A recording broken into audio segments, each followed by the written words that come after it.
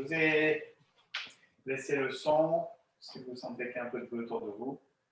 Allez, on va se saluer. Ah, je voulais te poser une question sur le salut, justement. Oui. Donc, pour revenir juste la différence, pourquoi il y a une différence entre le tai chi et le qigong? Je ne me rappelle plus. Pourquoi pas. Et l'histoire de main dessus-dessous. Enfin, je sais qu'il y a le symbole du yin, du yang, la lune, le soleil. Alors, il y a une symbolique dans les saluts, bien sûr. C'est une idée d'introduire un espace et une temporalité qui est un petit peu sacralisée en quelque sorte. Hein. On crée un espace et on crée un moment pour pratiquer, pour s'adonner à la pratique. Et donc, je pense que ça a des liens avec les rituels anciens, notamment dans le taoïsme, etc. Voilà, c'est ça l'idée de faire un salut. Alors, pourquoi les saluts sont différents? Parce que le salut de Tai Chi est plutôt en lien avec les arts martiaux. Et dans le Kung Fu, on salue à peu près de la même manière. Voilà, peut-être avec parfois on avance d'un pas, et puis voilà, c'est parfois un petit peu plus tonique, hein, avec parfois des protocoles aussi, mais voilà, en tout cas, c'est emprunté aux arts martiaux. Alors, la symbolique du point droit, main gauche, hein, on parle. Il y a plusieurs symboliques. Donc, on dit que ça, c'est le soleil, donc le côté yang, et ça, c'est la lune, côté yin. Hein, donc, voilà. On parle aussi des 5 peuples réunis au sein des 5 mers. Voilà, c'est l'idée un petit peu de la réunion, comment dire, tout ce qui est universalité au niveau humain, en fait. Voilà. Alors, c'est un peu compliqué parce que, pour le coup, quand on dit ça, si ça, on considère que c'est la Lune, on considère que c'est plutôt yin. Et ça, le point, c'est plutôt yang, parce qu'il est actif justement dans les arts martiaux. Alors que dans le salut Qigong, alors j'ai pris un salut Qigong d'un de mes profs, parce que tout le monde ne salue pas forcément de la même manière dans le Qigong. Moi, j'aimais bien ce salut-là. On amène main gauche parce qu'on considère justement que cette main gauche est une main yang pour les hommes. Et donc, les hommes mettent leur main gauche, alors que les femmes sont de nature yin, mettent leur main yin droite sur le ventre et l'autre main par-dessus. Voilà. Pourquoi? Parce que dans la symbolique traditionnelle, on dit que l'homme est face au sud dans la symbolique. Si vous regardez la correspondance par exemple, des 5 éléments, vous verrez qu'en haut, c'est toujours le cœur, l'intestin grêle, le sud, et c'est jamais le nord en haut. Donc on considère symboliquement que l'homme est face au sud. L'empereur dans la cité interdite, il était logé au sud parce que c'était un symbole solaire. Ça aussi, c'est des choses qui sont certainement aussi antérieures, très anciennes, mythe solaire. Et donc, à partir du moment où on est face au sud, quand le soleil se lève, il se lève en main gauche. C'est ce qui explique dans cette théorie-là pourquoi on dit que la main gauche est yang, parce que c'est le principe ascendant du soleil et le descendant du soleil à la mi-journée. Voilà, donc ça, c'est la symbolique. Mais tout le monde n'est pas d'accord sur l'histoire de droite-gauche. Autant tout le monde est d'accord sur l'interne et l'externe. L'interne, c'est yin, l'externe, c'est yang. Le haut, c'est yang, le bas, c'est yin. L'intérieur des bras, c'est yin. L'intérieur du corps, c'est yin. Le dos, c'est yang. L'arrière des jambes, c'est yang. Voilà. Donc ça, c'est une notion de yin et de yang. Mais pour le droite et le gauche, il faut se référer au proverbe chinois qui dit tout est vrai et le contraire aussi. Voilà. Donc, vous avez des gens comme, comment il s'appelle celui qui a écrit. Oui, le salut du tai chi, il y a une logique. Enfin, pour le tai chi, en fait, ça va. Tout le monde est d'accord. Bon. Oui, à peu près. Oui. Mais, et après, c'est pour l'histoire de main droite et de main gauche que tout le monde n'est pas forcément d'accord. Vous avez celui qui a écrit les bouquins, je n'ai pas vu son nom, mais dis-moi où tu as mal, je dirai qui tu es. Je sais pas si ça vous dit quelque chose, ce bouquin. Lui, il dit le contraire. Il dit que la main gauche, c'est la main yin, un peu comme on le dirait dans le tai chi. Voilà. Donc, en réalité, c'est toujours la difficulté de la notion yin-yang, qu'on a parfois, nous, du mal à comprendre. Parce que pour nous, dans notre esprit, on va dire que ça c'est yang et ça c'est yin. Mais on le fige dans un référentiel, et comme si c'était définitif. Et en réalité, quelque chose qui est yin peut être très bien yang en même temps.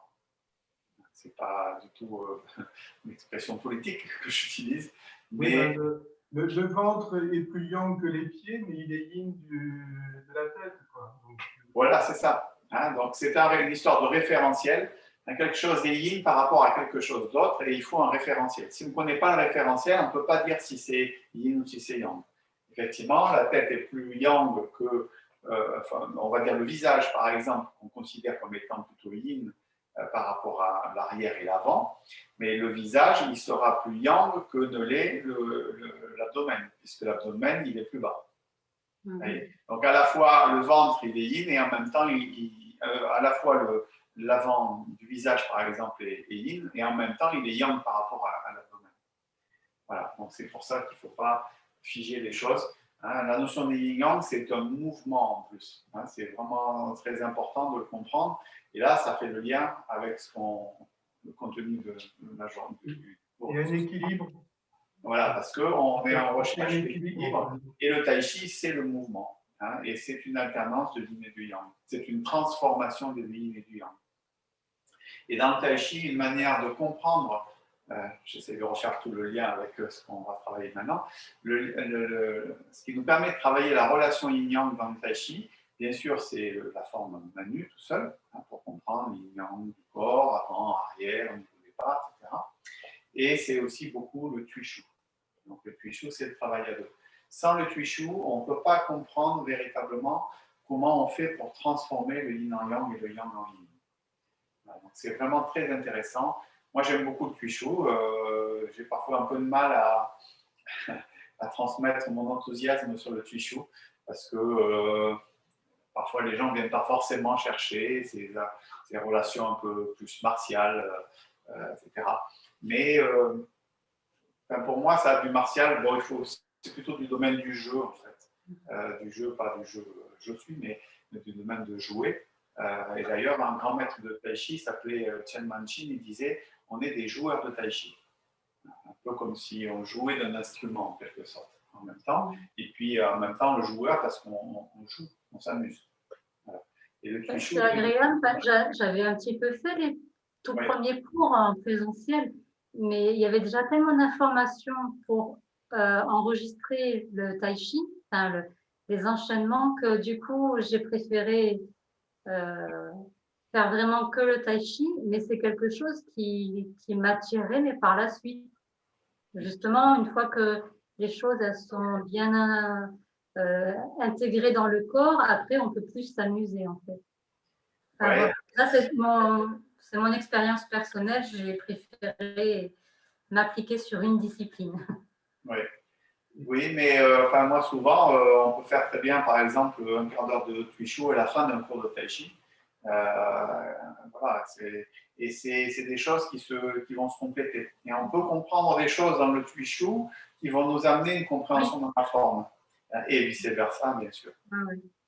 Mais voilà, on peut commencer les deux en même temps parce que la progression aussi est assez longue dans le tuishu. Hein, et il y a tout un jeu de chorégraphie aussi à deux qui sont très intéressantes et agréables. Et qui sont quand même compliquées parce que finalement, on est deux. Et quand on est deux, on sait que ça devient plus compliqué que quand on est tout seul.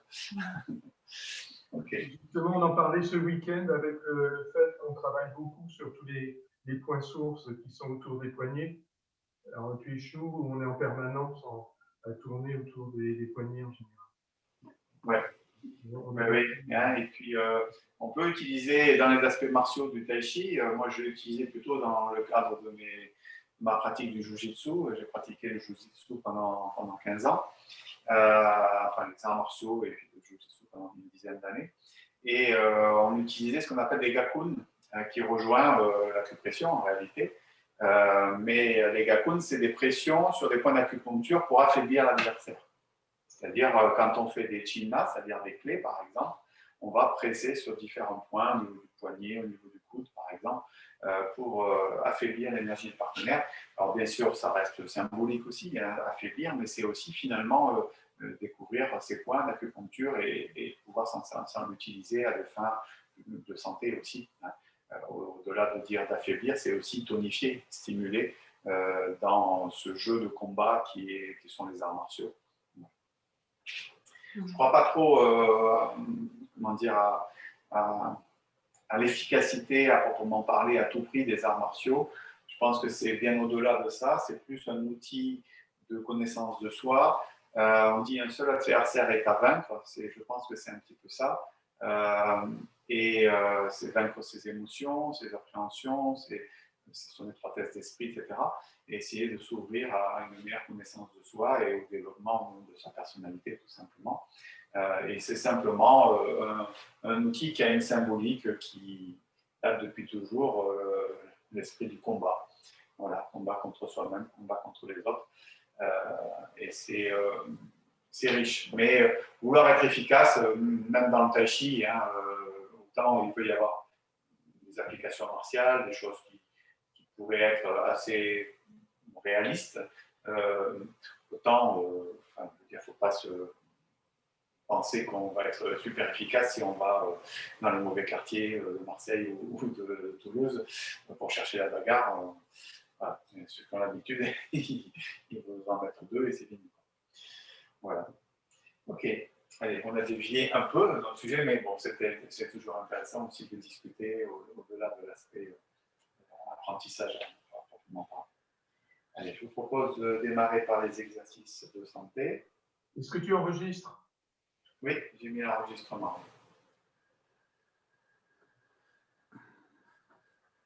Partie gauche.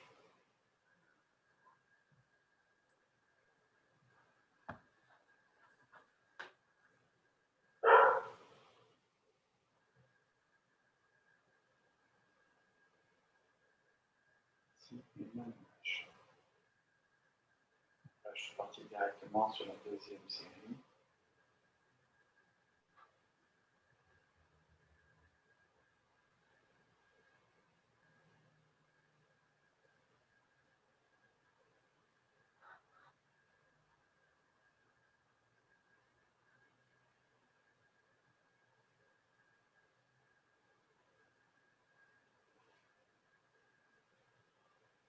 C'est de bien bouger les deux mains sans interruption. Il n'y a pas une main qui bouge et l'autre après. Les deux sont en perpétuel mouvement. C'est de sentir la rotation du corps, la rotation de la taille, du centre, autour de la colonne vertébrale. Sur la tête suit, mais sans véritablement tourner, c'est le corps qui vote. La tête simplement suit. Elle suit finalement naturellement le regard et donc les mains.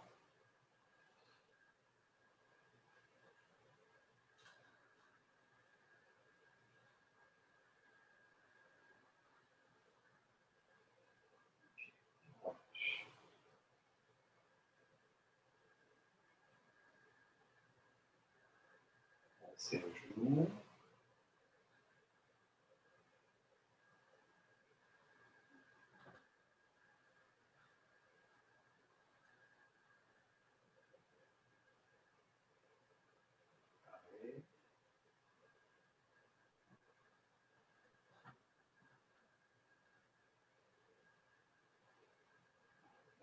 C'est de s'entraîner pour avoir un mouvement continu. Un mouvement, maintenant, vous le connaissez dans la forme. On n'a pas le bas du corps, c'est plus simple. Il faut avoir bien cette continuité et cette coordination au niveau des deux bras.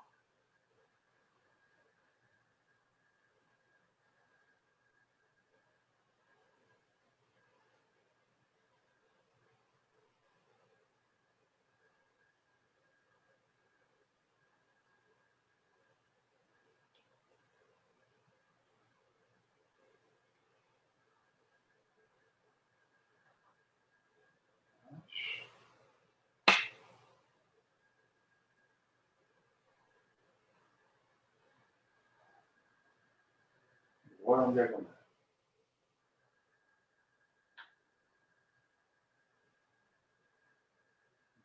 ballon.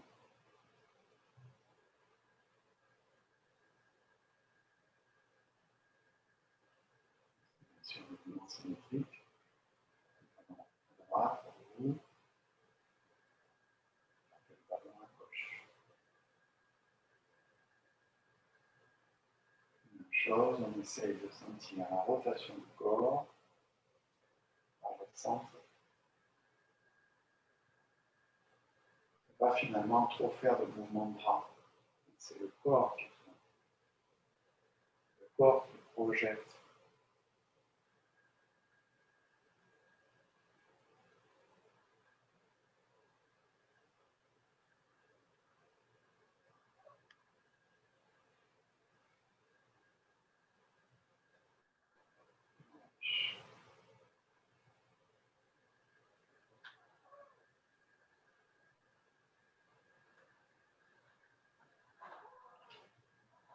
Je vais vous montrer une manière, un peu dans la continuité de l'exercice de santé qu'on vient de faire, comment travailler l'enchaînement de manière statique.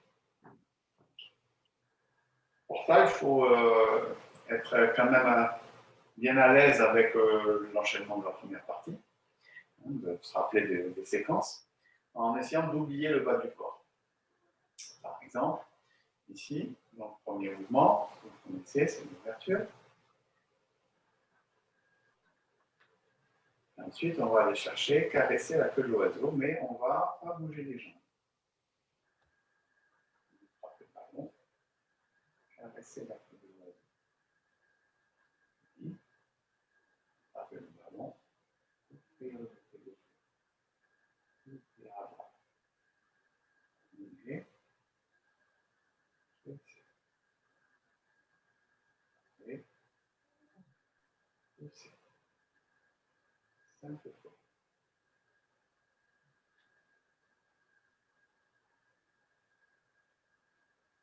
Levez, blanche, déploie ses yeux. Brossez le genou. Gauche. Jouez le pipa. Brossez le genou à gauche. Encore une fois. Position. Brossez le genou à droite.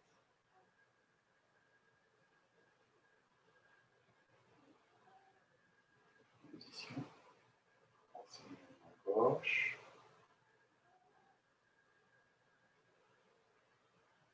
Pipa.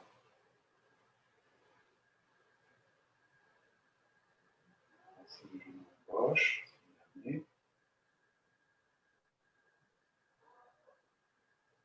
Position.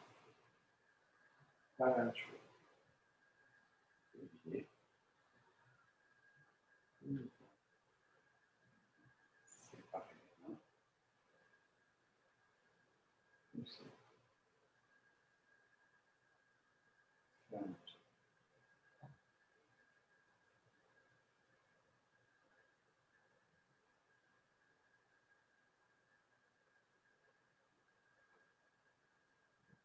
Voilà, donc si vous avez une entorse à la cheville, ne me dites pas que vous ne pouvez pas pratiquer le tai chi. Ouais. Voilà, vous asseyez même assis sur un lit. Donc il y a eu des expériences dans le domaine du handicap, bien sûr, hein, sur des pratiques de tai chi en fauteuil. Et donc, ce n'est pas forcément inspiré de ça, mais en tout cas, ça peut avoir des applications de cette manière-là. Je ne sais pas si si vous avez trouvé facile ou difficile, ou enfin, comment ça s'est passé pour vous? J'ai encore du boulot.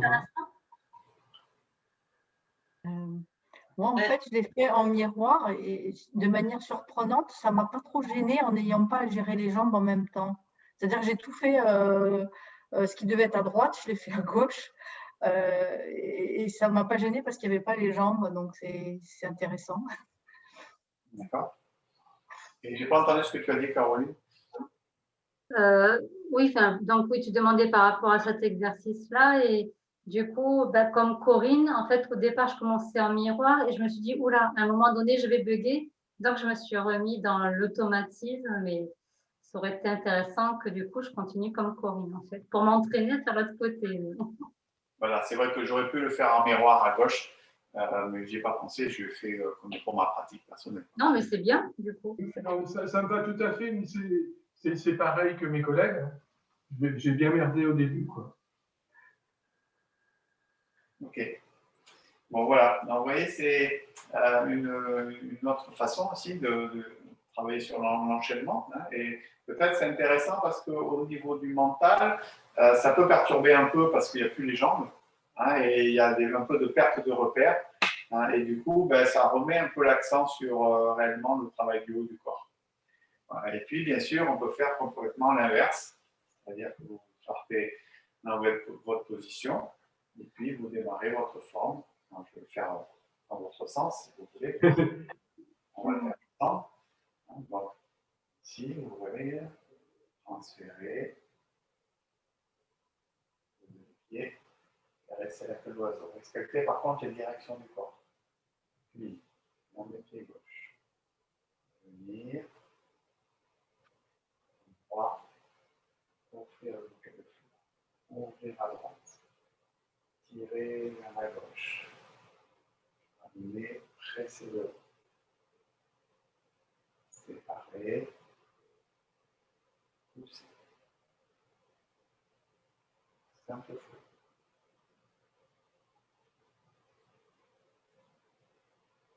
Et ouvrez un peu le corps, mal levé.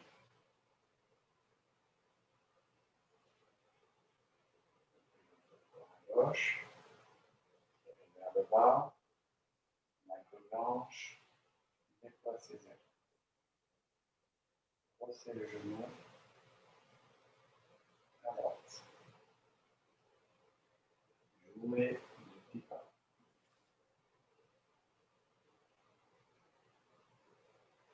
Brossez le genou gauche.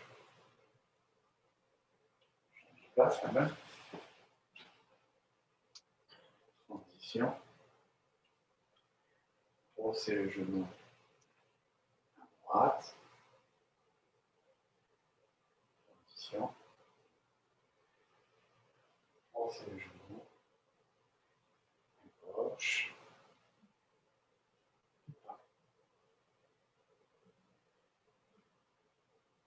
Dernier, brossez le genou. Transition. Voilà une chose. Vert. Arc. Séparé. Pousser. Fermeture apparente.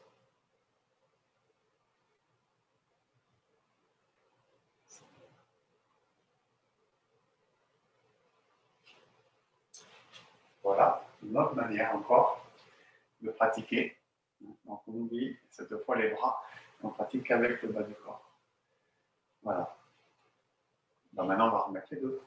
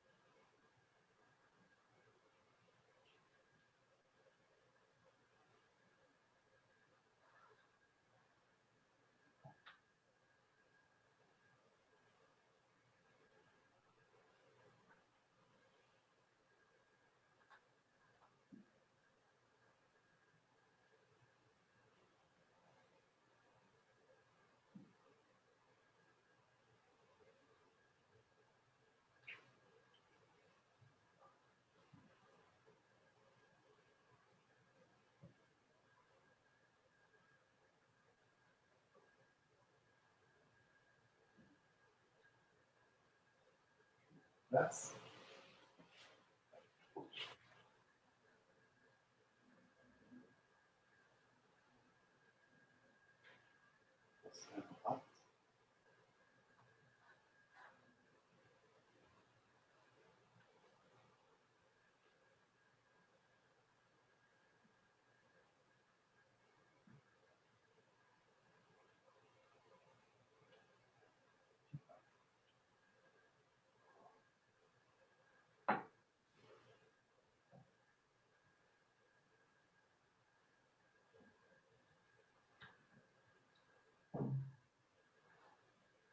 Place. Page. Édition. Engagement. Et point de garde.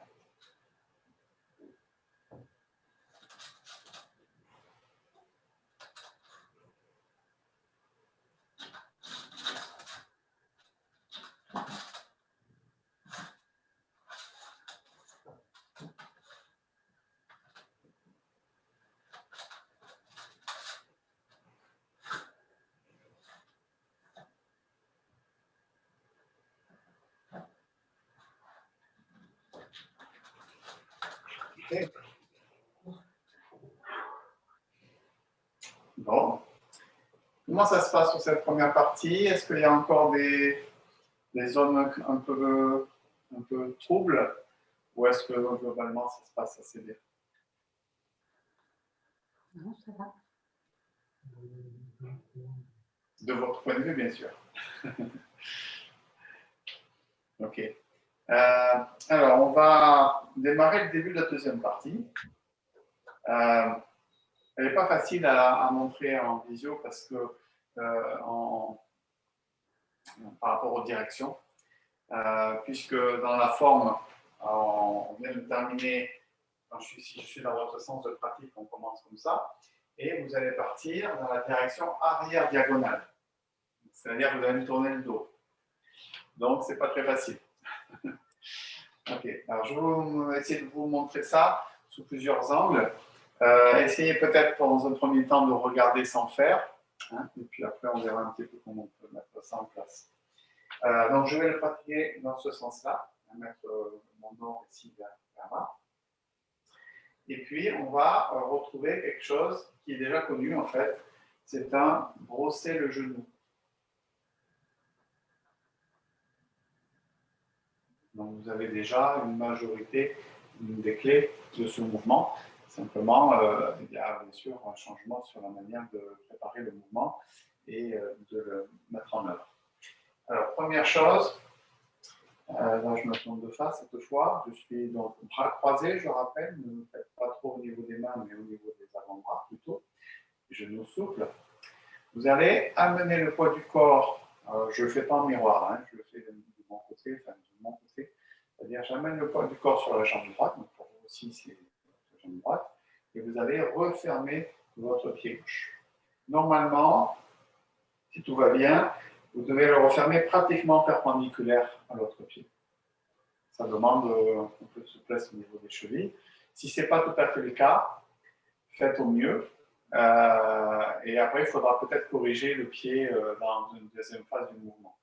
Voilà, donc j'amène mon poids sur ma jambe droite, mais un des secrets pour bien pivoter le pied gauche, c'est d'amener suffisamment le poids sur la jambe droite. Là, vous pouvez pivoter au maximum.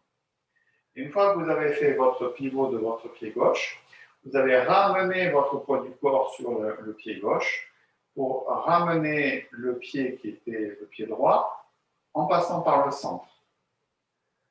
Il va passer par le centre d'abord, ça me permet de retrouver mon équilibre. Et ensuite, je vais aller chercher un pas de l'arc dans la direction diagonale arrière. Alors, ça veut dire quoi? Si je prends votre direction à vous, pratique, vous êtes par là. C'est-à-dire, vous allez, donc ça c'est le nord, vous allez aller vers le sud-est. L'est est là, donc l'ouest est là, bien sûr. Donc, je vais aller vers le sud-est. Donc, mon pied droit, ici, il repasse par le centre et il va aller se positionner dirigé vers le sud-est. Souvent, il y a un problème avec ce pas parce que vous finissez sur un fil. c'est-à-dire il y a un problème d'écart de pied. Un peu presque pour la première fois, ici, on a un travail d'ouverture de hanche ici. Parce que si je fais un pas normal, je vais me mettre comme ça et je vais avoir mon talon de mon pied de devant, si je le projette vers l'arrière, qui va rencontrer l'autre pied. C'est ça que j'appelle être sur un fil. Normalement, vous devez avoir votre largeur des épaules entre les deux talons. C'est-à-dire, c'est pas facile, hein, ça aussi, à parler et à expliquer oralement sans être proche de vous. Si vous prenez la direction de votre pied de devant, si vous projetez votre talon arrière dans la direction du pied avant, vous devez avoir au final la largeur de vos épaules. C'est ça que j'appelle la largeur d'épaule. Je ne sais pas si c'est clair, hein, je vais le répéter des fois que. Le bon pas, hein, c'est quand je projette le talon de ma jambe arrière dans la direction de mon pied avant. Hein, donc, vous pouvez le faire avec un bâton.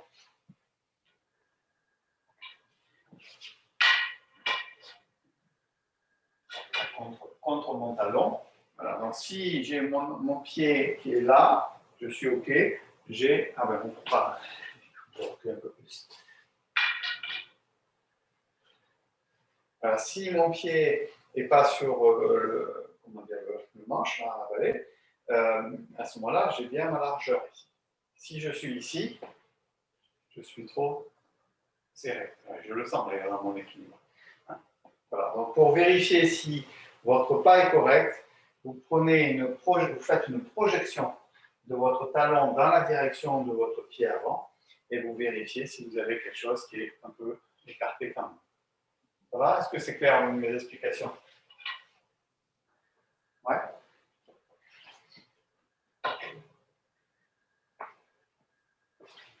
Ok. Donc ça, c'est le début du mouvement. Donc je le fais sans les bras. Si je ferme mon pied gauche, j'amène bien mon poids sur ma jambe droite. J'amène mon poids sur ma jambe gauche, puis je soulève mon pied droit et j'ouvre ma hanche pour aller chercher justement mon pas suffisamment large avec ma direction diagonale vers l'arrière.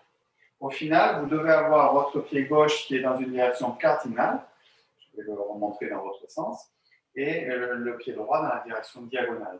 Et ça, c'est les règles pour le pas de l'arc. Le pas de l'arc, si le pied avant est dans une diagonale, le pied arrière est toujours dans une direction cardinale. Si mon pied avant est dans une direction cardinale, mon pied arrière est dans une direction diagonale. Donc, dans votre sens, ça donne ça. Je ferme mon pied gauche, direction cardinale, c'est-à-dire direction est.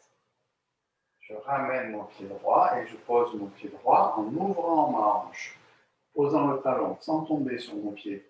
Descendez bien. Et ensuite, vous transférez votre pied droit une direction sud-est. Votre pied gauche une direction est. Voilà. C'est la petite complication. Dès le début, ça commence fort sur la deuxième partie avec ce pas de l'arc qui est pourtant connu, mais qui demande un peu de travail d'ouverture des hanches, notamment à la hanche droite, on n'a pas l'habitude. Et souvent, très souvent, vous ramenez pas forcément, mais même si vous ramenez, vous n'ouvrez pas la hanche. Donc du coup, vous faites un pas et vous vous retrouvez instable. Donc il faut ouvrir la hanche avant de poser, descendre sur la jambe d'appui pour poser le talon, et ensuite on transfère. Si vous avez eu du mal à fermer votre pied gauche, ici au début, vous n'avez pas réussi à le tourner complètement vers le côté, vers l'est, fermer un maximum. Et quand vous allez aller chercher votre pas, vous allez refermer ici votre pied gauche pour l'angle qui manque un peu pour se retrouver dans la direction cardinale. Voilà, ça c'est une astuce. Maître Yang il dit ça, c'est pour les gens après 80 ans. Voilà, je situe. Voilà. Moi, je suis plus cool. Donc, voilà, c'est une possibilité, mais on essaye en tout cas, progressivement, d'aller. Souvent, c'est parce que vous n'allez pas bien chercher les transferts de poids. Si votre poids et vous revenez trop tôt sur votre jambe gauche, ben, vous n'arrivez pas à tourner votre pied suffisamment. Donc, il faut bien aller sur la jambe droite pour fermer complètement le pied gauche. Et ensuite, je ramène le poids sur la jambe gauche, je passe par le centre, j'ouvre ma hanche, je pose mon talon et je transfère. Et là, je vérifie mes directions de pied. Est-ce que mon pied gauche est bien cardinal? Est-ce que mon pied droit est bien diagonal? Voilà. Et bien avec tout ça, on va faire le brosser genou. C'est assez standard, il n'y a pas par contre là de grosses nouveautés. Simplement, quand je ferme mon pied gauche, mon corps tourne. Mon corps tourne parce que mon pied tourne. Mon bras gauche, lui, va descendre et je vais me retrouver à faire le geste habituel, c'est-à-dire le bras gauche qui descend et qui va remonter, et le bras droit qui, lui, va monter légèrement pour dévier et appuyer vers le bas. Donc ce mouvement-là, normalement, il n'est pas nouveau. Par contre, vérifiez bien ce double cercle. N'oubliez pas que ce bras droit, ici, en plus là, il est déjà en haut. Habituellement, il est dans une autre position, il est plus bas. Ici, donc, le bras droit est en haut, pour autant, il va venir monter légèrement, coiffer. Rappelez-vous la signification de ça. Un coup de poing arrive là, je pars mon coup de poing, notamment avec la région, on le verra plus tard dans le fichu, avec la région ici du poignet, la base du poignet, et ensuite je dévie pour dévier la force, l'énergie, et ensuite j'appuie. Ça c'est le bras droit. Et le bras gauche, lui, il arme. Il se prépare pour aller faire le mouvement de brosser le genou. Après, je vais ouvrir, je vais replier pour aller chercher le brosser le genou classique. Donc là, il n'y a pas de différence avec ce qu'on fait d'habitude. Par contre, il va y avoir une coordination à trouver entre le haut et le bas, qui n'est pas habituel. Je vous le montre. Le brosser le genou, la préparation du brosser le genou se fait en même temps que je pose mon pied droit. Et après, c'est tranquille, c'est cool. Il n'y a rien de spécial. Il faut juste trouver à quel moment on pose le pied par rapport à la préparation des bras. Donc la réponse, c'est quand je finis la préparation de mon brosser, je pose mon pied droit. Et après, on transfère le poids du corps sur la jambe du devant et j'ai le buste légèrement incliné, comme c'est le cas dans tous les brossés, dans tous les pas de l'arc, sauf 3 fois dans l'enchaînement. On a déjà vu une fois avec caresser la queue de l'oiseau. La deuxième fois, c'est le simple fouet, où là, le buste reste droit. La troisième fois, ça sera plus tard par la deuxième partie. Voilà. Donc, à chaque fois qu'on va trouver un caresser la queue de l'oiseau par la gauche, ici, le buste droit n'est pas incliné. Et pourtant, on est en pas de l'arc. Quand on est en simple fouet, on n'est pas incliné non plus. On reste droit. Donc, c'est les exceptions. Donc, je vous le dis parce que c'est aussi plus tard, je ne les espère pas. Peut-être qu'un jour, vous serez amené à vouloir passer des degrés, des grades dans notre école. Ça fait partie des questions qu'il y a aux examens des passages de grades. Quelles sont les 3 exceptions du pas de l'arc où le buste n'est pas penché? Parce que normalement, il est penché et incliné. Je peux faire de l'incliné, mais voilà. Donc, ici, dans le brosser genou, il est standard, c'est-à-dire légèrement incliné. Si on regarde la forme de mon corps, je ne suis pas droit. Je ne suis pas resté droit comme ça. Je suis incliné. Voilà. Donc, vérifiez aussi ce genre de petits détails qui maintenant vont constituer des bases importantes et qui vont structurer votre compréhension de l'enchaînement. Parce que si vous, à chaque fois que vous faites un pas de l'arc et que vous avez le buste incliné, par les exceptions qu'on resituera le moment venu, et ça vous permet aussi de bien asseoir ce qu'on appelle les standards du style, standard de l'école, qui ne sont pas forcément d'ailleurs partagés par tous les styles de tai chi. Hein, c'est des choses parfois qui sont un peu spécifiques à notre style. Donc c'est le cas du pas de l'arc, hein, buste légèrement incliné. Bon. Comment on fait celui-là? Je le fais voir dans quel sens. Ça va, je le fais voir comme ça? Ah. On est bien le pied gauche. Le bras gauche descend. Le bras droit monte légèrement. Je pose mon pied. Puis, brosser le genou. Là, ça correspond à un brosser le genou à droite, parce qu'on a la jambe droite qui est devant. C'est celui où on avait du mal dans la première partie. C'est celui qui est tout seul. Il y a beaucoup de brossés à gauche, il n'y a qu'un seul brossé à droite. Donc là, c'est à nouveau un brossé à droite. Donc, dans votre direction de pratique, ça donne ça. Une rotation. Descendre à gauche, on met bien le poids sur jambe droite. Comme ça, j'ai le temps d'ouvrir ma hanche, poser mon pied. Puis j'ouvre mon bras droit, je replie l'autre. Et ensuite, je vais chercher. Donc là, normalement, vous allez plus me voir, vous allez regarder derrière vous en diagonale. Voilà. Encore une fois. Alors, ce mouvement, il s'appelle comment? Il s'appelle emporter le tigre à la montagne.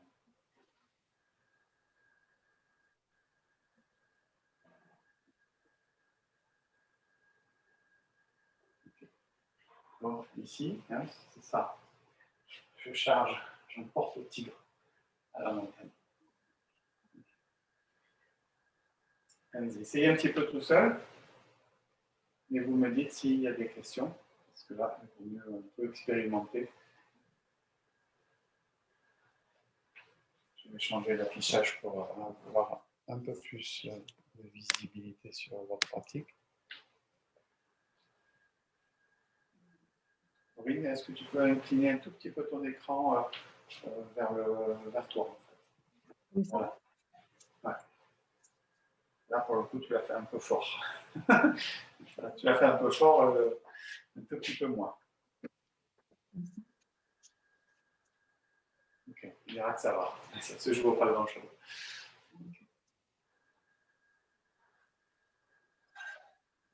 Alors, dites-moi s'il y a des choses qui sont pas très claires pour vous.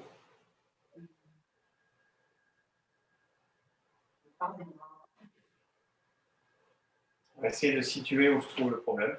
Est-ce que c'est une forte coordination? Est-ce que c'est un problème de déplacement? Est-ce que c'est un problème de bras? Essayez de m'identifier ça.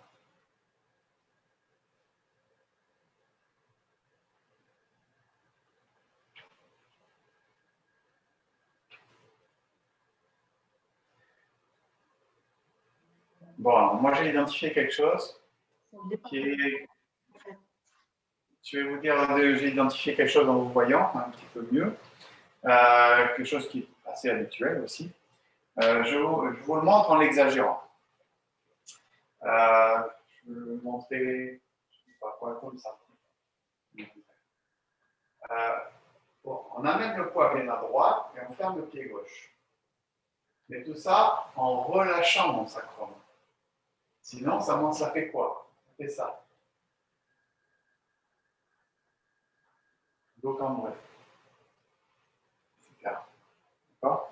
Donc, cette fermeture ici, ce n'est pas en cambrant mon dos. Il faut le faire en relâchant le sacrum. Il se peut que ça soit pas facile pour certains, et j'allais dire pour certaines. On sait que souvent les femmes sont un peu plus cambrées que les hommes. Ce n'est pas une généralité, mais enfin, ça arrive assez souvent. Et donc, il faut faire attention de bien relâcher le sacrum pour fermer ce pied gauche. Et quand le poids est encore sur la jambe droite, il faut que je lâche mon sacrum vers le bas. Enfin, des fois, ce n'est pas toujours très naturel. C'était notamment pour Caroline. Voilà, c'est mieux déjà. C'est la difficulté de la fermeture du pied, où là, du coup, on part un peu vers l'avant. En plus, j'ai un tapis, donc du coup, en fait, ça ne glisse pas. Hein. Okay. Bon, alors par contre, la bonne nouvelle, que c'est ce qui suit dans ce mouvement, ben, c'est déjà connu. Donc je vous le montre. Une fois qu'on est arrivé dans le brosser le genou, on va, je vais monter de face, on va passer par un mouvement du bras droit qui remonte sur l'axe central pour aller chercher une transition. La transition, on a déjà vu cette transition, les doigts dirigés vers le milieu de l'avant-bras, une main de distance. Voilà. On a simplement ici cette montée du bras droit par le centre, le recul du poids, mais pas totalement vers l'arrière. Donc là, c'est une difficulté aussi nouvelle. Il va falloir garder un peu de mouvement vers la jambe arrière pour ne pas tout mettre sur la jambe arrière. Je m'explique. Bon, dans les meilleurs angles que vous puissiez voir. Ici, je transfère mon poids à moitié. Et ici, je peux encore reculer derrière. Mais je ne suis pas tout à fait sur l'avant. Je suis un peu entre mes deux pieds, en fait, tout simplement. Et de manière à, ici, pouvoir aller chercher mon mouvement de taille, c'est-à-dire mouvement du centre du corps, pour tirer, commencer à tirer. Et ensuite, c'est le poids du corps qui finit d'aller se mettre sur la jambe arrière. Et après, vous connaissez la musique. Ramener le corps, presser, séparer, pousser. Tranquille. Tranquille, peinard. C'est déjà connu. Voilà, donc il y a juste cette petite subtilité du transfert de poids. Donc je vous le remonte. Je ne sais pas trop comment. Ne le faites pas, ce sera, sinon vous ne verrez rien. Moi, je fais dans le même sens que votre forme à vous. Je passe ici devant. Je tire, là je recule. Je presse. C'est lui, l'avant-bras. Et pousser.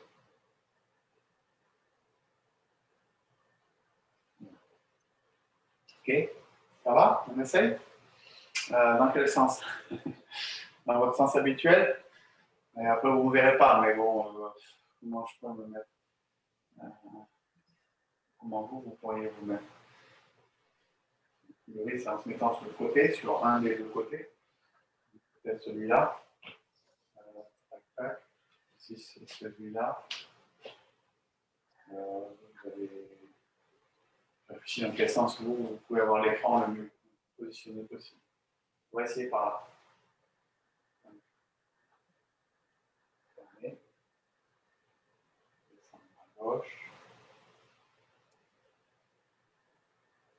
C'est le jeu. Je pense que vous pouvez là jeter un coup d'œil sur votre gauche pour me suivre. Montez le bras droit, un peu de recul du poids. Transition, et là, c'est la taille qui s'ouvre à gauche. Vérifiez que le poids n'est pas trop sur votre jambe arrière.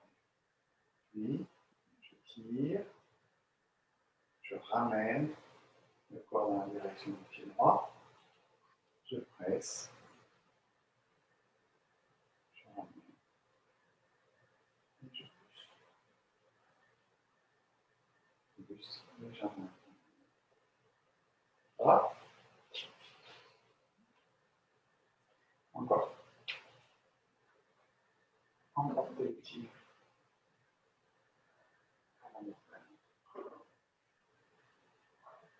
Coordination, pied droit. C'est le genou, corrigez un peu le pied gauche si nécessaire. Reculez un peu le poids, pas trop. Tournez la taille vers la gauche. S'asseoir sur la jambe gauche. Ici. Vous êtes encore derrière. Vous êtes assis sur votre jambe gauche. Et ensuite, pressez. Arrêtez. Ramenez. Stoppe l'énergie de la jambe arrière pour pousser. Tout à l'heure, on parlait de la relation yin-yang. On voit bien que dans le tai chi, sans arrêt, on a ces allers-retours, jambes avant, jambes arrière. Donc, c'est ce qui va créer aussi cette sensation un peu de bercement, de quelque chose un peu... C'est assez agréable, hein, ça, surtout dans un truc un peu flottant. Et en réalité, donc, il s'agit d'une notion de stockage et de restitution. Hein, alors, on stocke quoi? On stocke l'énergie. On parle d'énergie, tai chi. L'énergie tai chi, ce n'est pas tout à fait la même chose pour ceux qui font du qigong. En qigong, on dit chi, c'est-à-dire l'énergie qui passe dans les méridiens, l'acupuncture, le souffle. L'énergie tai chi, ce n'est pas tout à fait la même chose. Et d'ailleurs, le terme qu'on emploie, on parle plutôt du jing et pas du chi. Si vous avez quelques notions en médecine chinoise, ça va peut-être voir un petit peu la différence. Donc c'est une énergie qui est plus corporelle, entre guillemets, même si ça reste une énergie. C'est un peu abstrait, je suis désolé. En tout cas, c'est quelque chose qui a à voir avec cette notion de stockage et de restitution. Donc, sans arrêt, quand on vient sur l'arrière, ici, on doit stocker. Comment on fait pour stocker? Une des manières principales de stocker, c'est déjà de bien s'asseoir sur la jambe arrière quand on a les retours du poids sur la jambe arrière. Par exemple, ici, dans le pressé, avant de faire le pressé, quand je fais le début, c'est de tirer en arrière, je m'assois bien sur ma jambe arrière. Et là, je referme pour remettre mon corps dans la bonne direction. Et là, je suis encore en train de stocker. C'est-à-dire, je suis bien assis sur ma jambe arrière. Je suis assis où précisément sur ma jambe arrière? Je suis assis sur la source jaillissante. Vous ne devez pas vous asseoir sur votre talon de votre jambe arrière. Essayez, normalement, ce n'est pas trop le cas, mais vous voyez comment, si vous voulez pousser votre pied arrière, comment vous allez être obligé d'abord d'aller chercher l'avant du pied, c'est-à-dire le premier tiers avant du pied, ce qu'on appelle la source jaillissante. Ce point d'acupuncture qui correspond au premier point du méridien des reins. Donc là, on vient stocker sur ce point-là. Et si on veut pousser, l'énergie va partir de ce point, pas du talon. Donc quand je viens m'asseoir, je m'assois plutôt sur la source jaillissante. Et ensuite, ce qui est important aussi, c'est de lâcher le sacrum vers le bas. C'est-à-dire, si j'ai le dos qui est cambré, j'ai du mal à stocker. Il faut que je lâche mon sacrum et j'ouvre ici la région lombaire. La région lombaire est moins cambrée, et c'est là que je vais avoir aussi l'ouverture un peu de mes omoplates, surtout dans ce mouvement de pressé. Ici, où mes omoplates s'ouvrent un petit peu, le dos en bas s'ouvre et je suis stocké sur la source jaillissante. Et ensuite, je pousse sur la source jaillissante et après, je vais aller donc vers l'avant, faire mon transfert de poids, ensuite séparer. À nouveau, je stocke, je lâche mon sacrum et je pousse.